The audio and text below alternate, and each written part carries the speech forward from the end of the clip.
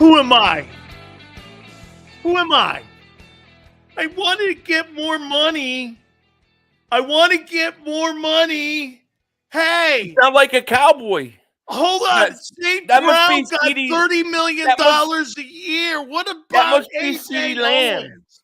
You must I be mean, talking about CeeDee Lamb, not where's Hall of my Fame contract Owens. extension? Come on, Oh. man. You got it all wrong. You're right about A.J. Owens because he is going to be a Hall of Famer, like Terrell Owens, the Hall of Famer. Give that man a gold jacket. Get him extended. Why not? What are we doing? Hey, no, he gonna cried. do? Get rid of him? He cried. He moaned, and he got his deal. You want to see crying? Go look at Dallas. That's what we call crying. A.J. Brown's doing nothing wrong, man. Did you see what Nothing. Micah Parsons did? Micah No, Parsons what did he today do? got pissed off because he was designated as a Right. linebacker, not an edge rusher, and he lost $2.5 million on his fifth-year option, and he's filing a grievance with the union because he got jobbed on the deal. I said in a video yesterday, I said the first step was when they picked up his option, that was the first step getting closer to Micah Parsons being a future Eagle, because it's only a matter of time before. Oh, I think that's insulting. You've been in line for the NFL defensive player of the year the last 3 years or last 2 years, whatever it's been, and you pick up his fifth-year option. I mean, dude, you know what? I actually have come over, and I think Michael Irvin's onto something, because I listened to Jerry Jones' press conference the other day, and I look at what they're doing with CeeDee Lamb, what they're doing with Parsons, what they're doing with Dak. I think they're trying to blow this thing up and blame it all on Dak Prescott. I think they want to tank on purpose. I think they want to lose, and I think they want it to be all on Dak Prescott. That's why they don't restructure his contract. I totally think that's what they're doing. And then they sign and draft Shedeur Sanders. Yeah. And they're probably bringing Dion as coach, like you said, because I just read that McCarthy had to hire an agent because he's in the last year of a contract.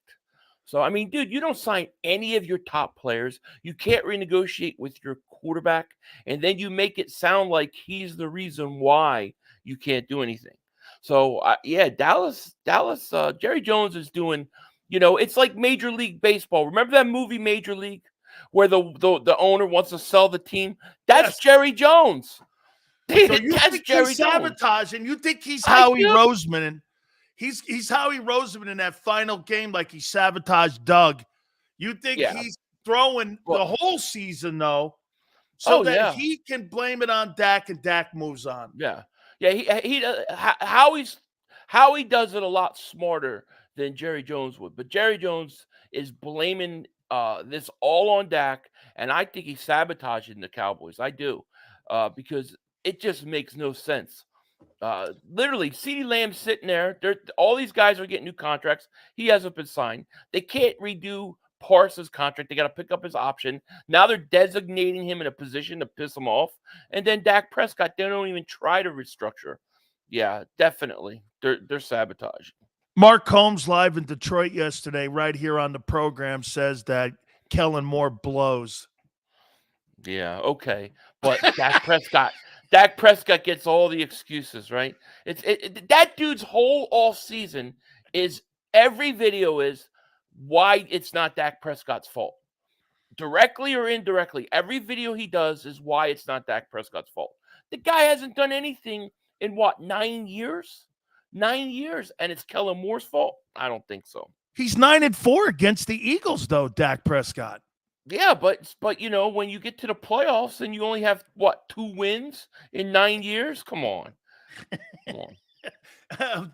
I can't dispute that there, but he did say that Jaylen Hurts will not benefit from the tutorage of Kellen Moore because Kellen Moore is not that skilled. Well, because Dak Prescott didn't take advantage of it, so why would Jaylen Hurts take advantage of it? That guy's got his head up his ass so bad, Mark Holmes.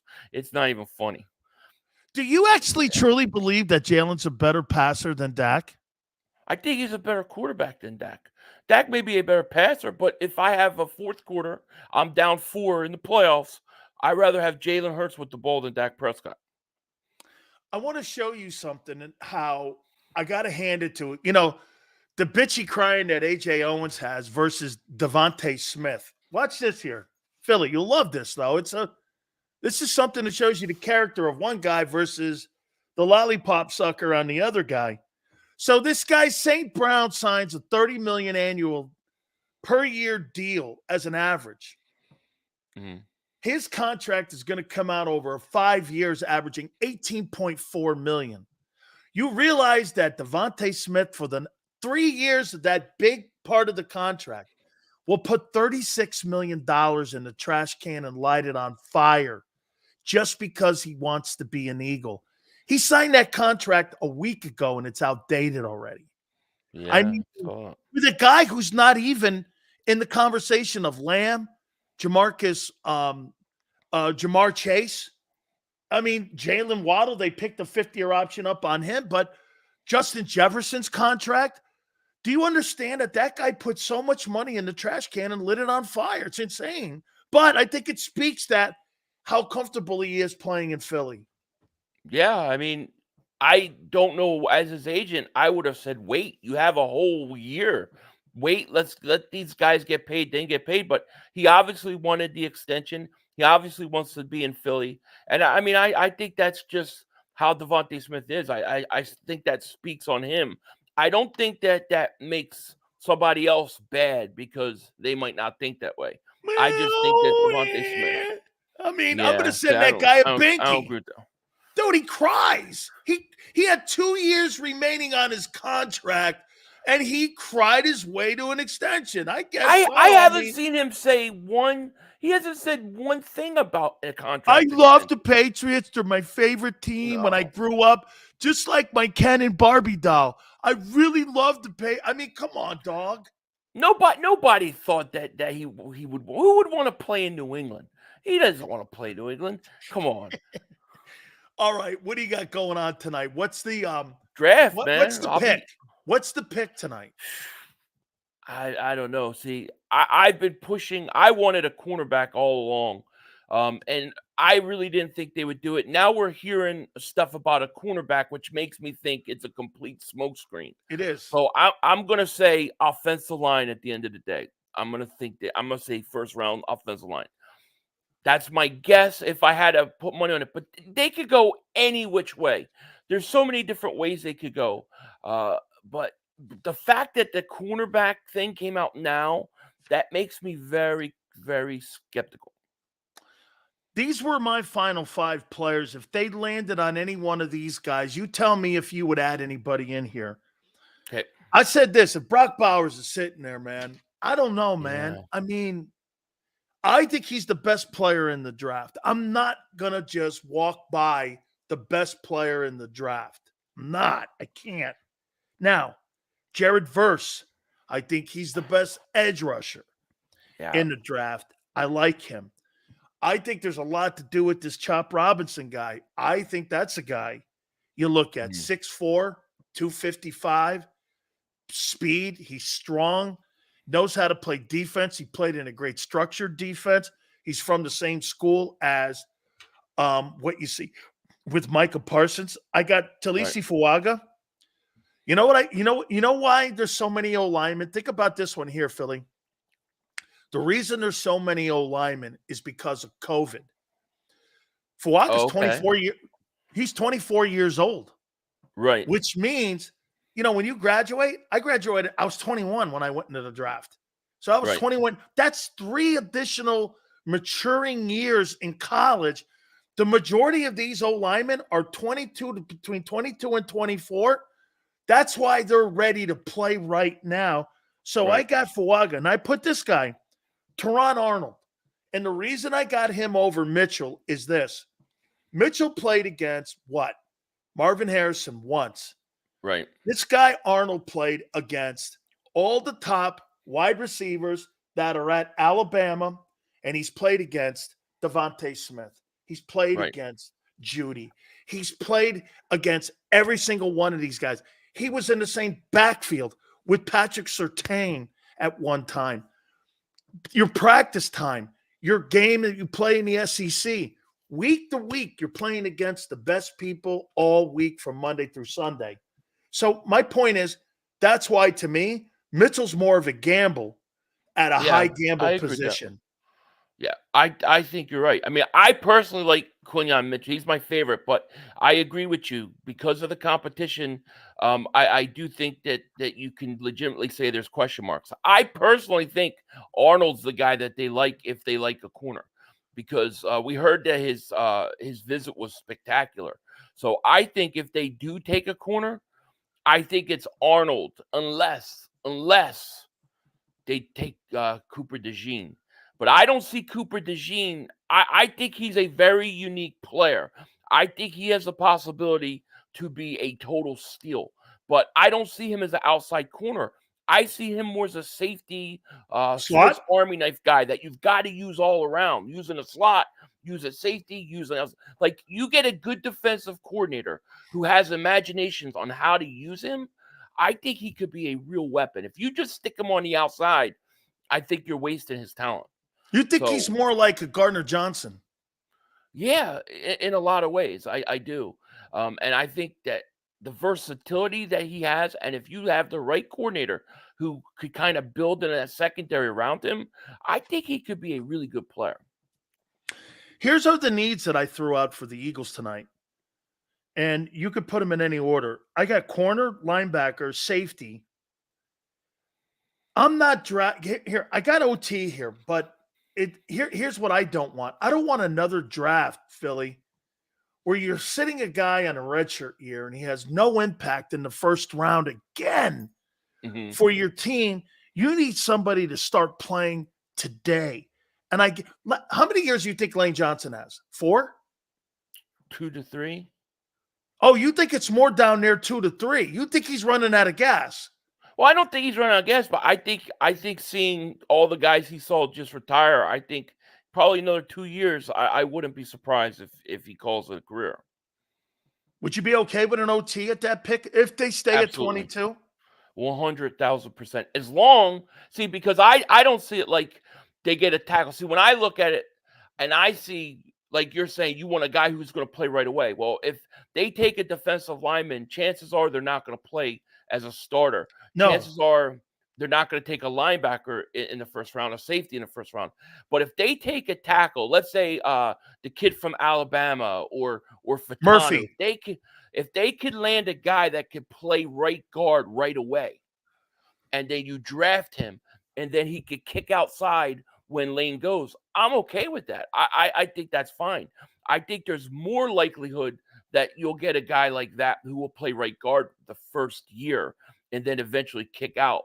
So I think offensive line may be where you have the best chance to actually get a guy that plays right away.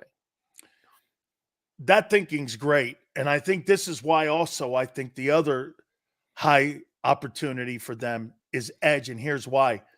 You get an edge rusher like either Chop, you trade for Verse, you get up, you do some things.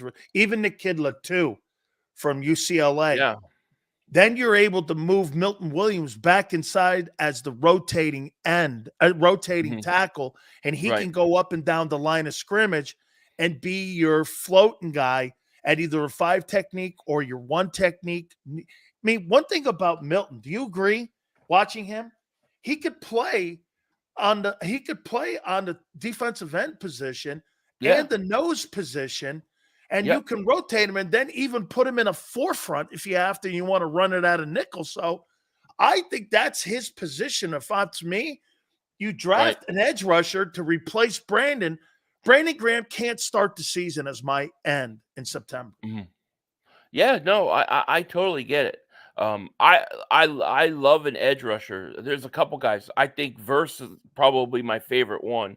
I think Latu's interesting because I think he's going to be either a stud or a total bomb, because I do worry about his injury history. But I think if that guy is what they think he is, he's going to be, he could be a double-digit sack guy first year. So, I mean, there are some definite guys.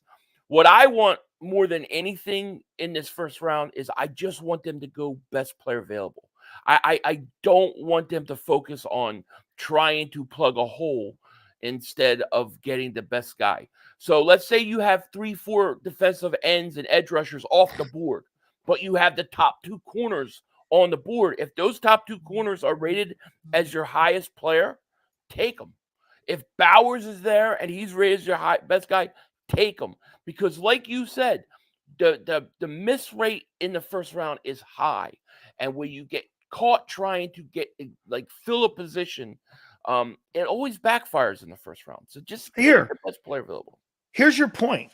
We were just, as a matter of fact, prior to you coming on, here's the point. Chicago has the first pick, right? They're going to take a quarterback and they're going to take Caleb Williams.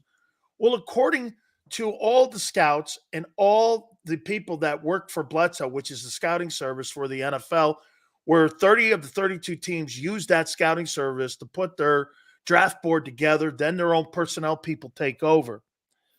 The place where Caleb Williams ranks is 13th.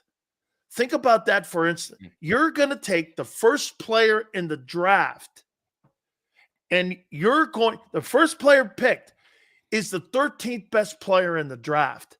Right. And your need also is tackle. You're going to pass on Talisi Fuaga, who's the 4th best.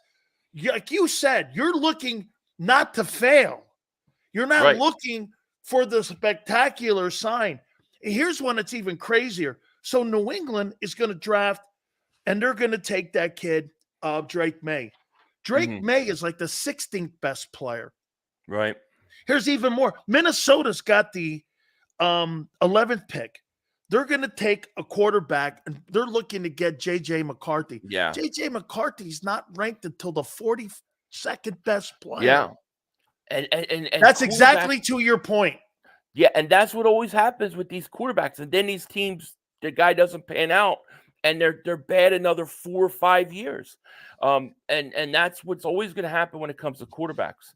But for the Eagles, for Howie, I think when he gets in trouble is when he tries to get a guy for a specific need. Now, if your need matches the talent, I'm okay with it. But like going into this draft, if Fatanu's there and he's the best guy, take him.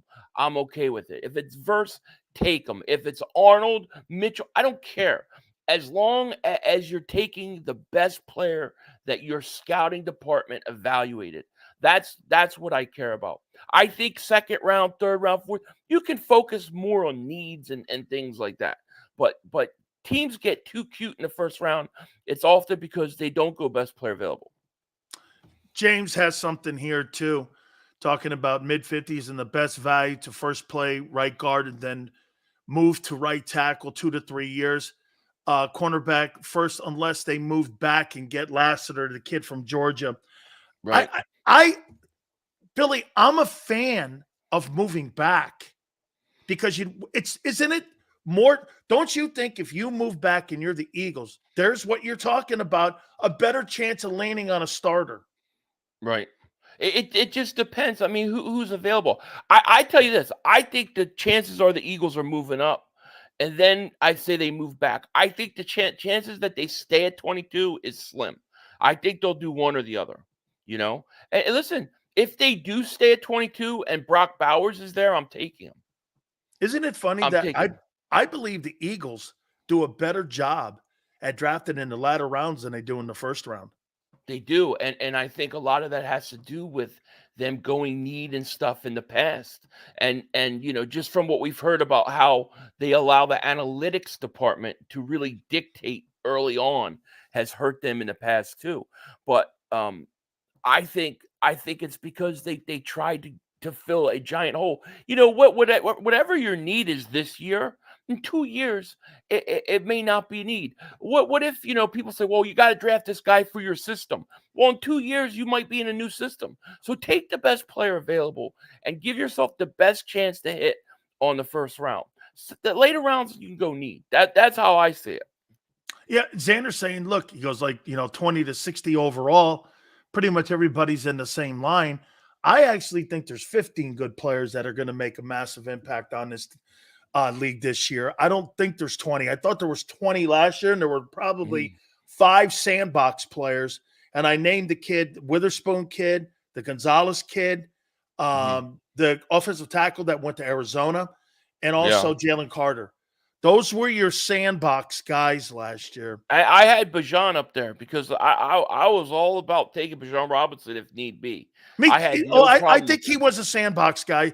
Yeah. I actually, you know what shocked me? I don't know if he shocked you. The kid Gibbs actually shocked me. Yeah, he's good. He's good. Well, it shocked me where they took him, but I mean, he's turned out to be a hell of a player. There's no question about it. I think there's some interesting guys. Like I think Bowers is going to be really good. Would the Eagles take a tight end as a who's going to be a backup? Would they do that? I don't know. Cooper DeJean, I think, is like a real boom or bust guy. Same with Latu. So I mean, there are some guys, but I don't think this team sits still at all. I think they either go up or they move back. You know what? For me, when I see the best corner in the country, and he's not in this draft, he's still in college at Colorado. That to me always downplays the position that, okay, Travis Hunter's the best corner in the country. Mhm. And the best corners are not in the draft going in the first round. It's the kid at Colorado. So to me, I'm always like, damn, okay, so the best kid in the country, maybe I got a chance of lining up and getting that kid next year instead of lining up to try to get, like you said, the third best corner in the draft versus me lining up potentially to set myself up to get the best corner in the draft. Would you try to trade for Surtain tonight? Yeah. I would. If I could pull that off, yeah, I would give a first round pick for Surtain. I think he's top 2 corner in the league. If you could do that, absolutely. Let me show you one. Let me show you one thing here. All right. So I'm not throwing AJ Brown in there. No, I'm not. I'll take AJ. I'll take AJ Owens out of this. Okay. Okay, but I'll do this to you. New England wants to move. Elliott Wolf has made it very clear he wants to move. And I'm going to show you something that get this, Philly. Guess what the Denver Broncos did yesterday? What? They picked up the 5th-year option of Surtain. On Surtain. Now, you could have did that Monday. Right. You had until May 2nd. You could have did that next Thursday. Why do that heading into the draft? You know why? It's enticing because you still got him on a rookie deal. Then you got him on the 5th-year option if you make a deal for him. Yeah. To me, isn't that a smoke signal that Denver went, hey, if you come with a treasure chest, remember the Jalen Ramsey at the Rams gave to the Jags to get his ass over there?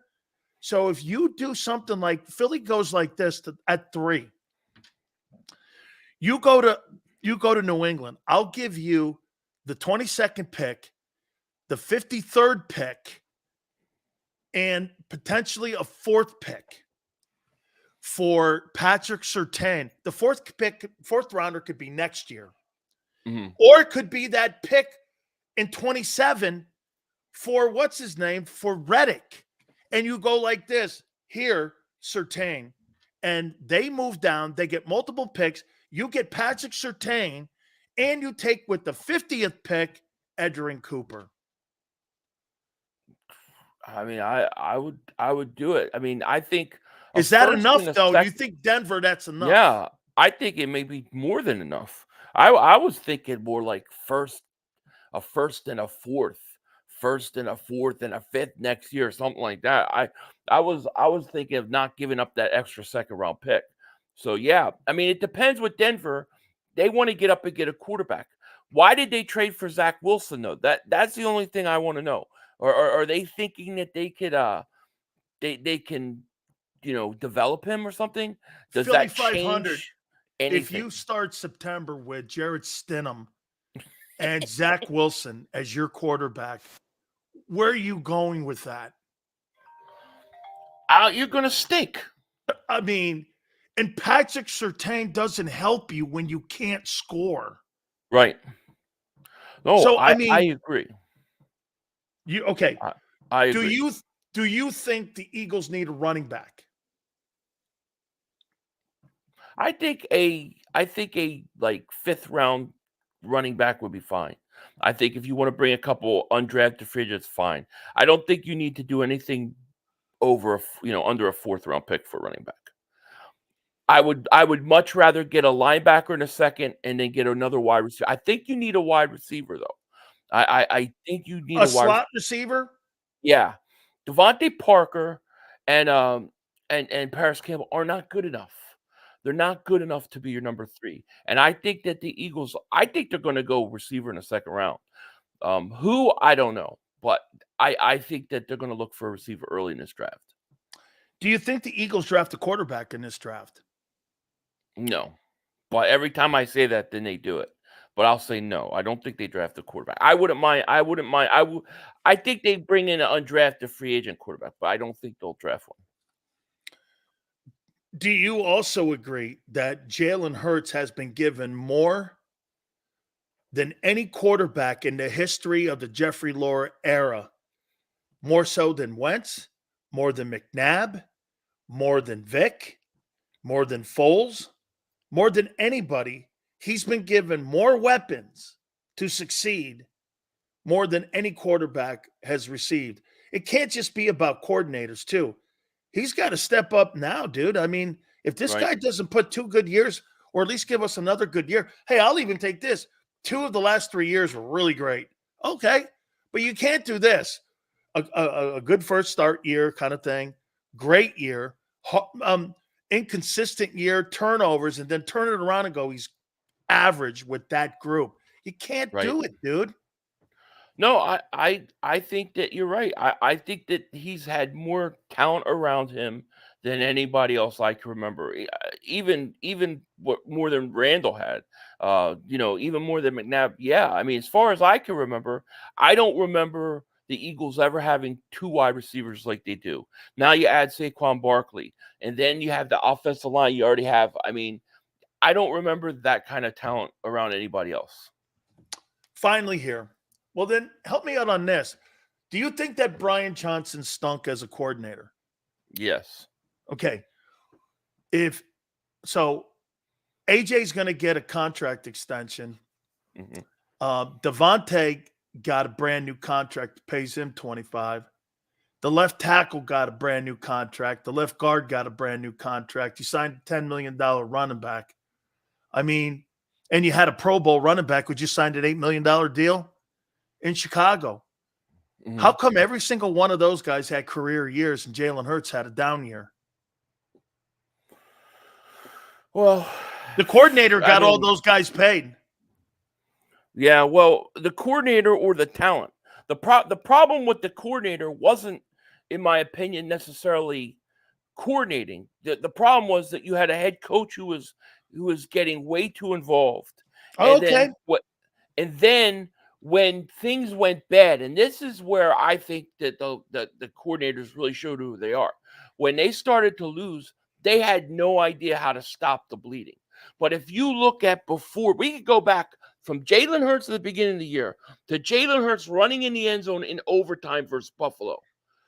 The guy was the leading candidate to win the MVP at that point. At that point, he was the leading candidate to win. So he couldn't have been having some just god-awful season. I'm not saying he had a good season compared to the year before, but it wasn't as bad as everybody says. But when they started to collapse, everything, especially for Jaylen Hurts, went downhill. And I think a lot of the guys were they did all their statistics within those first 11 weeks. And I think everybody pretty much fell off the board at that point. Except for maybe Devonta Smith.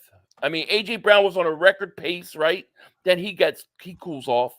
Devonta Smith was the only guy on offense that I could think of that was doing anything. He was the only guy who showed up for the game. Who am I? What's wrong? Your eyes are itchy? You got allergies? No. I'm what I want to be for this coming Halloween this year is AJ Owens. I'm gonna. Well, I'll tell you, man. You could cry. I'm drinking Cowboys tears. Hey, Mark says, man, he goes, he goes, Kellen Moore sucks. He's not going to help. Jay's actually going to hurt Jaylen Hurts. That guy's the most delusional guy. I'm telling you. I sent you that clip of him. Yeah. He's delusional. From the point that Dak Prescott throws that pick six versus Green Bay. From that point on, everything has been damage control. It's all Dak Prescott. It's not his fault. He's never had any talent. It's all Kellen Moore's fault. It's Jerry Jones' fault. It's McCarthy's fault. It's never that your quarterback's just not a winner. It's that simple.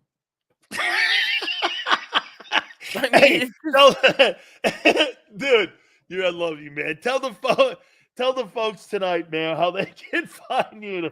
Just type in Philly.500. I'll be live. We'll be streaming every step of the way, man. It's going to be a great night. What's the one pick that would piss you off tonight? There's really if they take a wideout. That wouldn't even piss me off. They took a wideout in the first round? If they took in the first round, yeah, that probably would piss me off a little bit.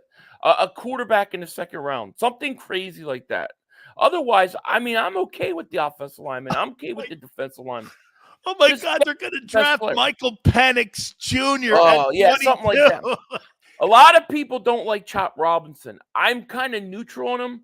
This is one of the very few drafts that I feel like if the Eagles go certain ways, I could understand it and live with it. I just want them to get impact players. I'll tell you what would piss me off. Not tonight, but if we come out of the first two rounds and they don't add a linebacker, I'm going to be pissed off. Oh yeah, I'll be very pissed off. Absolutely. That'll piss me off. Absolutely, me too. Mike, book it.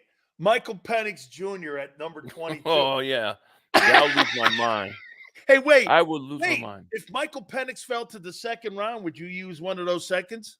No, I don't. I want to get better, and I want guys that are going to play right away. But don't you want a guy who could be like, in case Jaylen gets hurt, you got a guy who could step right in and win games?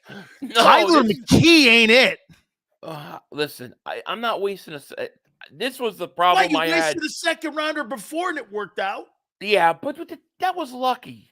I don't believe that Howie planned that. He didn't. That was lucky. There's no way. I don't draft a quarterback in the second round to sit on the bench behind my franchise quarterback. I'm going to go out and get players to help the team play right away. That's Michael Penix has a better arm than Hurts. Well, it doesn't mean he can win a Super Bowl. I believe Jaylen Hurts can win a Super Bowl. Nobody can convince me Jaylen Hurts can't win a Super Bowl. I watched this guy get one more drive away from winning. So nobody can convince me he can't win. I believe it's in him. You know, he may not have the best arm. He may not be the best thrower. But I believe that in the playoffs, when it comes to it and he needs a big win, I trust him more than Dak Prescott. I can tell you that. Hey, that's kind of low-hanging fruit, but I agree. That really is. That really is. I do. The Cowboy fans don't know that it's low-hanging fruit. You know, that's the problem. Philly, have a great one tonight, man. Should be very interesting. I appreciate you always doing this for me, man. It's a lot of fun. Absolutely. Thank you, brother. Thank you, my man. Peace. You got it, man. That is Philly.500 jumping aboard with us. All right. We're going to take a timeout. We'll reset. Hit the like button. Keep it here, National Football Show.